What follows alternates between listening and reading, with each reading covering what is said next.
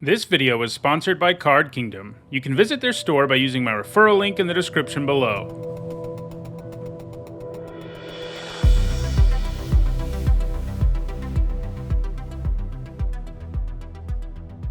Hi everyone, I'm Nitzahone, and today is Monday, and that means it's time for this 495th edition of MTG Top 10, the series where I rank cards based on their historical performance at Magic's highest level of competition.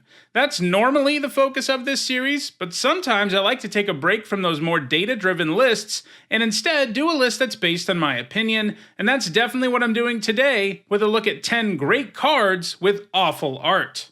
I have done a few lists on art in the past, including my picks for the worst art in the game, a couple of Halloween specials that looked at scary art, and most recently a video on bad cards that have great art. This video is really a companion piece to that last video, as we're looking at the opposite this time around. Having bad art is bad enough, but the cards in this list also happen to be good. This means that, unfortunately for us, we have to see the awful art on these cards on a somewhat regular basis. That makes it even worse that they don't have good art. Some data was used in this video. In particular, every card on this list has at least one top 8 at a major Magic constructed event. Most of them have significantly more success than that, with many of them being multi-format all-stars. This tournament success establishes that these cards were competitively viable in one format or another at some point in Magic's history. These cards are all heavily played in EDH too. For each of these cards, I will at least briefly address what makes the card good and where it was played before a discussion of the art, because I do have to establish that these cards are in fact good. Obviously enough, when it comes to the discussion of the art and what makes it bad, everything's based on my own opinion. And yeah, I'm not an art critic or even an art aficionado. As some of you know, I do have a PhD in history, and I do teach about the history of artistic movements and things like that, but I'm still nowhere near an expert on art, especially if it's later than about 1600, so my takes on all these cards are based on my own fairly uneducated opinion. I will explain what it is I don't like about each of these cards, but we all like different kinds of art and have different opinions, and these are mine. Alright, let's get to the list. At number 10, I have Sky Night Legionnaire. The Legionnaire isn't the most impressive creature ever, especially by today's standards, but it does offer some pretty efficient stats for a creature with both haste and flying. That was good enough in the block constructed for original Ravnica, where it achieved 2 top 8s in Boros aggro decks. This card has been printed 3 times with 3 different arts. It gets a reprint every time we return to Ravnica, apparently. The one from original Ravnica and the one from the more recent Guilds of Ravnica are actually pretty good. They both do a good job of depicting a Boros knight riding his rock into battle. I like the original one the most of the 3. The artist used a pretty cool Boros-y color palette, resulting in some neat lighting, and in the background you can see such details as other soldiers marching in formation, which really gives you a feel for the scale of not only this knight, but the army that he fights in. The one from Guilds of Ravnica feels a little more generic, but it certainly isn't bad art. Meanwhile, the Gatecrash one is just awful. For one thing, you don't see the knight's mount at all. Instead, the perspective of the painting really seems to be focused on what I guess is the knight's crotch, but I'm really not sure what I'm looking at in general because the proportions and the angle of this body just doesn't look right. The way the knight is bent back looks like it would be pretty painful. You don't really get a sense for anything about this Legionnaire or its mount. How they fight in battle, how they fly through the sky. You just get a look at what seems to be a very static and weirdly proportioned figure. It's pretty interesting because Anthony Palumbo has done a whole lot more Magic art, and most of it isn't bad, and some of it's even really good, like his take on Cultivate, but I guess he was having an off day when he illustrated this one. At number 9, I have Rampant Growth. This is a nice ramp and fixing spell. It's 2 mana to search up any basic land and put it into play tapped, and that's always been a pretty nice rate, and over the years, the Growth has been played in a lot of decks, especially because it was reprinted a lot in the early days of Magic. Like the Legionnaire, this card has multiple arts from over the years, but the only one that I think is awful is the one from 7th edition. 7th edition had a special gimmick, and that was that every single card in the set would have new art. That was pretty cool, especially because back then core sets were filled with reprints, and they typically didn't have any new art, so it was a cool promotion. Unfortunately, that led to this version of Rampant Growth, which seems to feature a warrior of some kind who has been wrapped in vines and has a sunflower behind his head, I guess. Now, I will say the art on the card isn't bad because of any sort of artistic mistakes.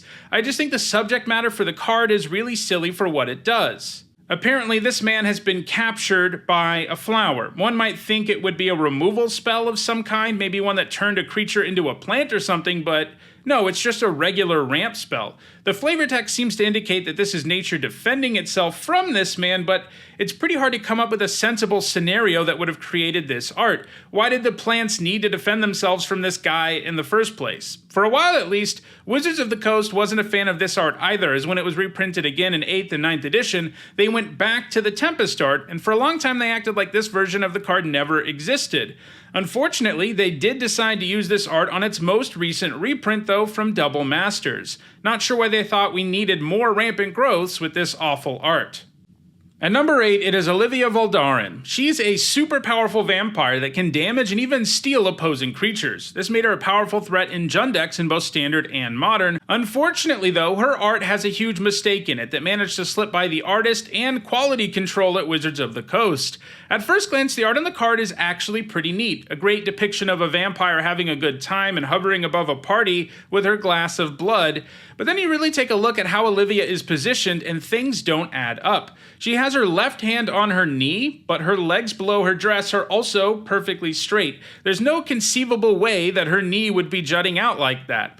The artist Eric Deschamps has explained this mistake. An earlier version of the card didn't have her legs at that angle, and originally that was where her knee would have been positioned, but then he added the legs. He then also made it so she was only holding her cloth with her right hand since the position of the knees had changed, so it was more like she was pulling cloth away from her dress, and it wasn't quite as bulky. But he ended up sending the wrong file to Wizards of the Coast, where only the first change was made, and that led to the card coming out this way, with her knee in an impossible position. It's pretty crazy that this mistake made it past the artist and Wizards of the Coast, and has been immortalized on a fairly important Magic card. One thing that really bugs me about this is that when they reprinted her in Modern Masters 2017, they kept this original art. If the artist has a corrected version of the art, why wasn't it used in the reprint? That makes it even more terrible than it already is. At number 7, I have Lanawar Elves. This is one of the game's best ever creatures, or elves, or mana dorks, 1-drops, whatever, you name it. Lanawar Elf is a great card. A 1-mana creature that can tap for mana sees play in basically all standard formats, and the card's useful typing has led to it seeing play in many more places than just standard. That makes it all the more unfortunate that the original version of the card has terrible art. Yeah, I think this one might be the most contentious of any I have on this list. I know some people who love this art and even consider it iconic. I can almost feel people angrily taking to the comments in the future, both as I'm writing this script and then doing this voiceover. But come on, look at this thing. What exactly is going on here? It features a weird profile shot of an elf that doesn't really have any characteristics that are elf-like, apart from pointed ears. This elf has sharp teeth, gray skin, a head tattoo, really strange, swollen-looking eyes, and some sort of unusual headgear, I guess. If they had slapped this art on an orc, a vampire, or a goblin, it would probably make more sense than it does for an elf. And what's the deal with this strange composition of the piece? It's like this weird elf is getting a profile mugshot. Also, why is there yellow on the left side along with thorns, I guess, and just darkness on the other side? Is that supposed to show it's in a forest or something? Because you could have just, put the elf in a forest. I think most people who like this art on this card like it because of the nostalgia, remembering a simpler time in Magic when Lanawar Elves looked like this, and not so much because of the actual merits of the art itself. It's no surprise that this art was ultimately discarded, and Lanawar Elves has been reprinted several times since then with lots of different art. At number 6, I have Unflinching Courage. This is a fairly powerful aura, as it makes any creature at all into a threat. It's been successful as an aura to put on hexproof or indestructible creatures in Modern, Pioneer, and Standard. I feel bad though for anyone who is playing one of those decks because they have no option but to look at this art on a regular basis. This card has never been reprinted with any different art, and that's really sad. Not only is the art just ugly, it also doesn't make a whole lot of sense for what this card is supposed to communicate. It features 3 beings that seem to have been randomly yanked out of completely different works of art. There's a dinosaur, a large satyr-like figure, and also a much smaller and more goat-like satyr figure. This is even more strange because it isn't like satyrs or dinosaurs are common features on the plane of Ravnica where the art is set. Then we get into what this card is supposed to represent. It's definitely not the kind of art where you look at it and you immediately understand what it's conveying. That's kind of a problem for a card with a name like Unflinching Courage. Which of these three things has that courage? Is it all of them? Well, after a while, you'll probably notice that the dinosaur seems to be glowing a little bit, and he seems to be in pursuit of the two satyrs. So I guess it's the dinosaur that has this unflinching courage, but even after you figure that out, it looks pretty bad, mostly because of the body language and facial expressions of these three figures. The dinosaur seems to have a happy look on his face, not a ferocious and unflinching one. He looks like he's out playing with his buddies, not courageously chasing away his enemies, and that's part of the reason you don't look at this and immediately think that these three figures are at odds with one another. And while the larger satyr definitely looks like it's scared because it's being chased by this courageous dinosaur, the other one really doesn't. If anything, he kind of looks, well, courageous. What's more is the perspective doesn't do a great job of showing that the dinosaur is in pursuit of these two, as it almost looks like they are running together and having a nice time. So yeah, from top to bottom, this is horrible art. It doesn't make sense, and it's ugly. Hopefully they reprint it at some point with something that either makes sense or isn't ugly, or maybe they'll give us both. At number 5, I have Jessikai Ascendancy. This powerful enchantment is part of combo decks in multiple formats. They tend to revolve around having a bunch of mana dorks in play and ripping through your whole deck, since you loot and your creatures untap every time you cast a non-creature spell, and because your creatures produce mana and keep untapping, you can just cast everything in your deck in many situations. The art on this is pretty rough though. This is another one where I don't think the actual image is ugly necessarily, but the way they decided to position the figures is super cringy. This looks like a really awful movie poster, like a direct-to-video movie poster, or the icon for a terrible game you can play on your phone. These figures are all in really unnatural positions that no one would ever really get into. Now, this is true to some extent about all of the Ascendancies and Khans of Tarkir, but I think Jessikai Ascendancy is the worst, and that's probably because it gives me some serious Ginyu Force vibes. At number 4, I have Stasis. This card created Magic's first competitively viable prison deck. If you're interested in that story, I did do an entire deck history on the topic, but basically, you can use it to lock your opponent out of doing much of anything, and if your deck is built around it, you can find a way to minimize the downside for you while maximizing the downside for your opponent. While I think my take on Lanawar Elves is probably the most controversial one on the list, Stasis probably comes in second. I've talked about not liking this card's art before, and it is polarizing. People either hate it or love it.